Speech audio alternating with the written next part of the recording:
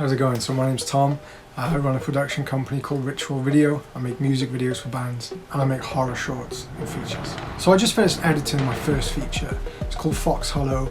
It's like a 70-minute found footage Bigfoot movie that I shot for £500, obviously bankrolled myself, with just me acting in it and then 3 other actors that I hired just for the odd day. Someone had seen 2 men enter the woods. But this is where most of the sightings occur. Do you hear that then? Something about that footage which bothered me.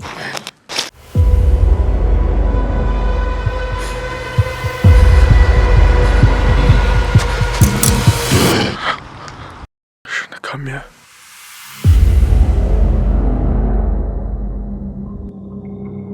If you go looking for monsters, then you'll find them. And while I was paying way too much recently to submit the film to film festivals, I was thinking about a guy that I met at a screening about a decade ago. And this guy was talking about this film that he was going to make and this script that he'd written that he was really excited about. I think it was like a sci-fi thing. It wasn't a huge budget, but it was more than kind of what people around me were dealing with at the time. So I asked him how far he was along the process of shooting it, and he said he hadn't started yet because of the hundreds of thousands of pounds that he needed to make this script the way he wanted it to be. He couldn't shoot the film. And it made me kind of sad.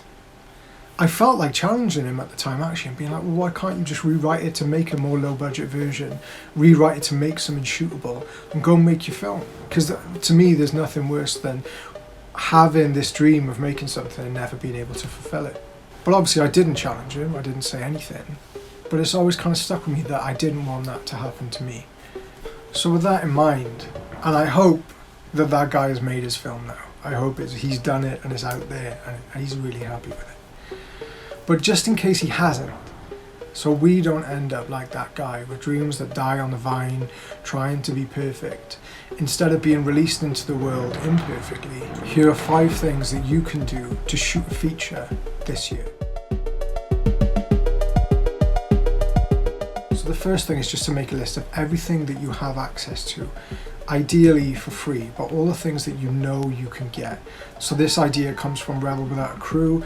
I think it's kind of common sense when you're doing something with a low budget, but I know Robert Rodriguez did this before he did El Mariachi. These days things are different. You can't just go and make something directly for the Spanish video market because there is no video market. There's an online market, but it's not the same thing as it was then. It's not like people are getting picked up like Rodriguez and Tarantino were at the time and then being skyrocketed to fame and then, okay, we'll give you this much and you can, you know, attract all these amazing actors or whatever. That happens kind of a lot less. And if it does happen, it doesn't happen with as much backing as people seem to have then. So what you need to do if you want to make a film yourself is you need to have a really solid plan of what you want the film to be, where you want it to go, what you want to do with it, and plan it from the beginning. But the first step is to look at what you have access to and write a film around that. Even if it's your house, like you think your house is really boring, the people watching the film have never seen your house.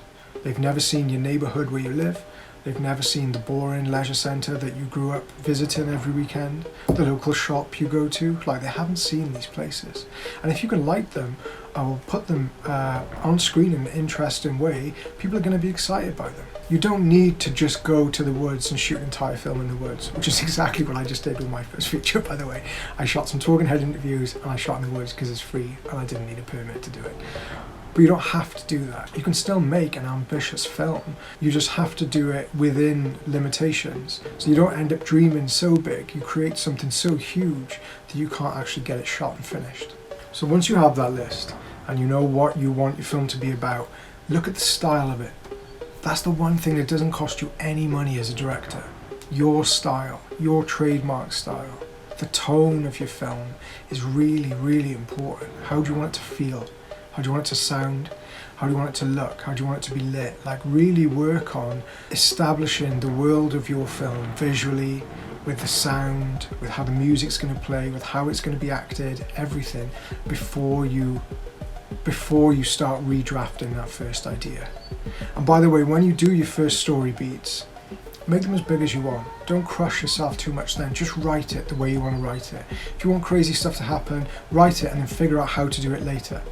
But the second tip is, when you actually change those story beats you've written into a script, make sure it's all filmable. So at that stage, transfer it, expand your story beats into scenes.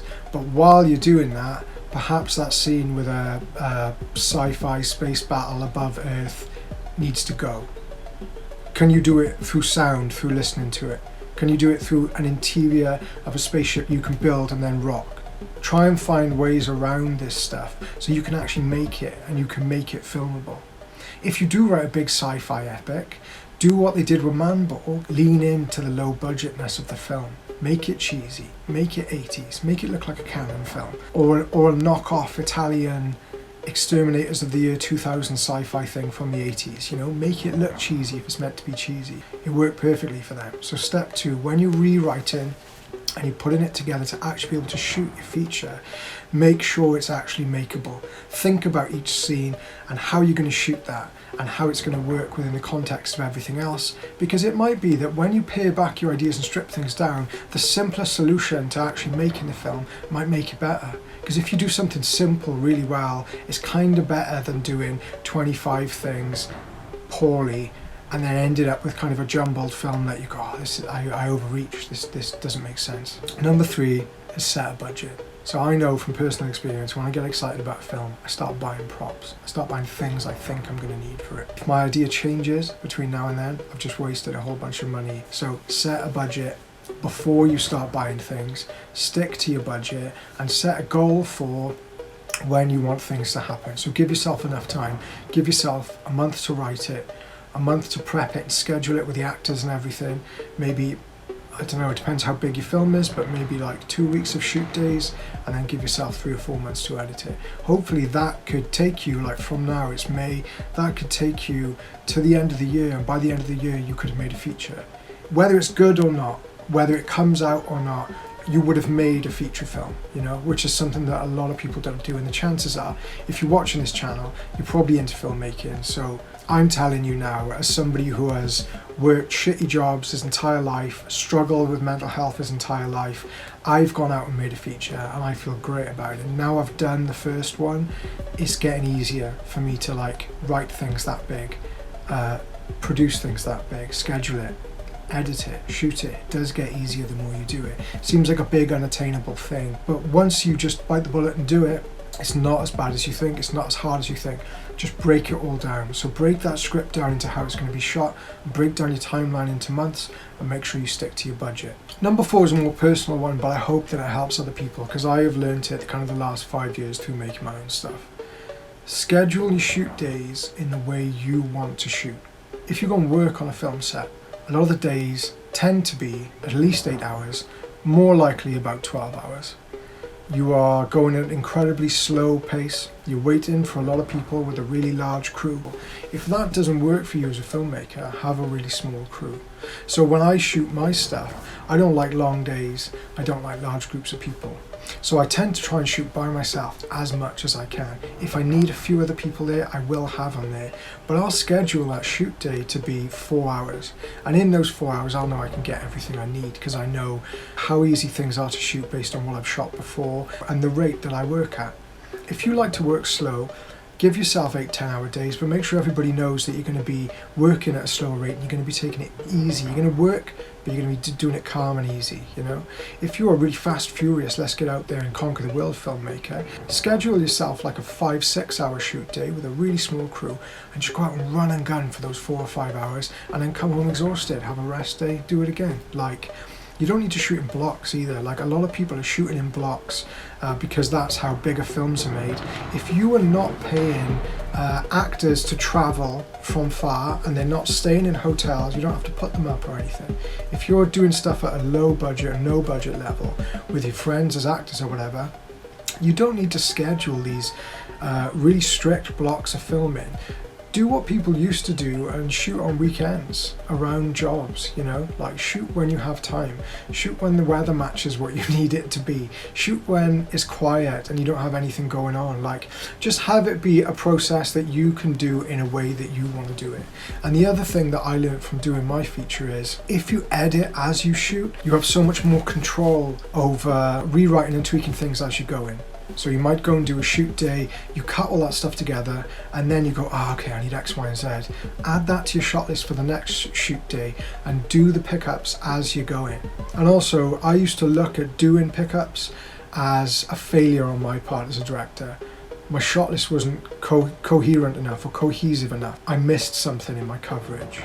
There was a line that I needed from somebody that I hadn't written. And I used to take that kind of personally, look at it like a failure.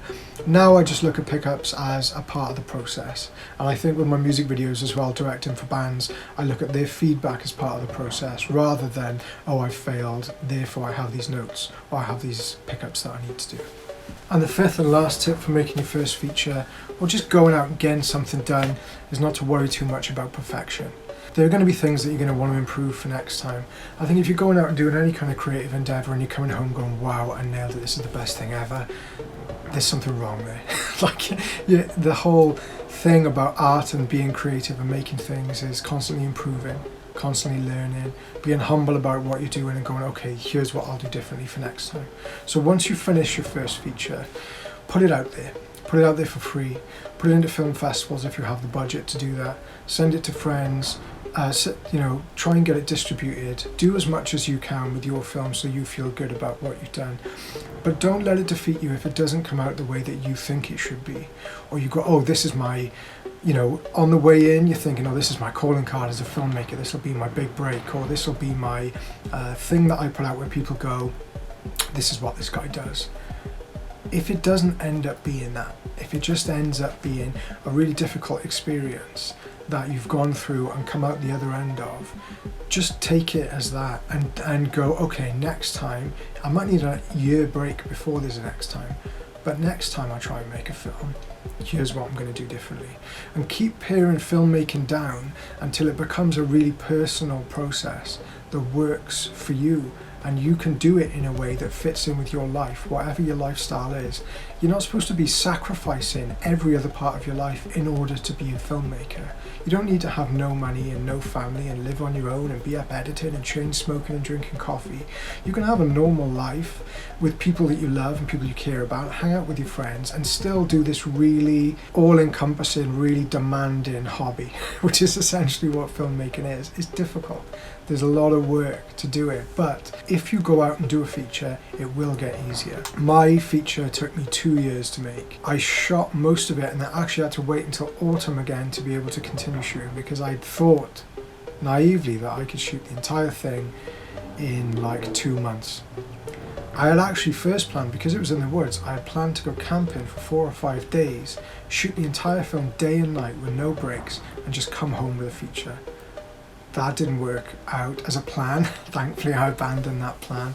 I kind of shot it a day here and there every few weeks, but it meant that it took a while to put together and I really struggled to keep up my motivation during that process because it dragged on for so long. And because you're the only one watching it, you're in a room and you're going, is this even good anymore? Is it even scary? Is it even interesting? Will anybody want to watch it? And all those kind of doubts and everything comes in. And the nice thing about going through the process of making a feature with no budget is you learn to deal with all those things better. And also try not to be too much in that echo chamber. Show it to people. If you have a partner, show it to them, show it to your friends. Get people to tell you what they like about the film. Are there any parts that didn't work? Ask them what the plot is. Don't tell them anything. Just say, okay, what's happening there? Show them a scene and go, what's happening in that scene? What does this guy want? Like, ask them these kind of questions. Because it might be that there are things that you're missing that you think you covered in the script that you're missing in the edit. Editing is another draft as well, isn't it? Like, you're starting, you're writing, you're shooting, you're editing, you're ending up with loads of different drafts of the film until it comes out some kind of approximation of what you initially went in with. You have to try and remind yourself as you're editing the film why you wanted to make it, what was the point of making the film, what was the drive behind making the film, and what do you want it to be, and keep that in mind. I wanted mine to be a creepy found footage film. It ended up turning into a faux documentary with found footage in it. But when I went too far towards documentary, I had to pull myself back and go, okay, remember what was scary about this in the beginning. It was staring into trees in the middle of the night at a camp, not knowing what's in the woods around you. That needs to be there. You need that as the focus. When you come back and you cut to nighttime, people need to be like, this is where the bad stuff happens. Like, I had to keep that goal in mind while I was doing it. So hopefully, through me rambling on about the film that I've just made, you can go make something yourself this year, because I wish that I'd had somebody to just say these really kind of basic tips that are more to do with mindset and how you think about things as you go in, as opposed to the technical side of things. There's a lot of videos on lighting and cameras and writing and directing actors and everything else under the sun to do with filmmaking on YouTube. But hopefully this one will help people with how to think about making a feature and make it a little bit easier on the brain, so you don't end up feeling crushed by a rock when you're under this thing trying to hold this entire project up throughout the entire process. So if you do watch this video and you make a feature, I'd love to see it. Send me the trailer, comment below if there's anything that you think I missed that you think would help people, or you think would help me. Like if you hear me talk and think, oh, this guy doesn't know about this, tell me, because I'm in the exact same boat that anybody watching this video is, just trying to make no budget films because I love filmmaking. So thanks for watching, I'll see you next week.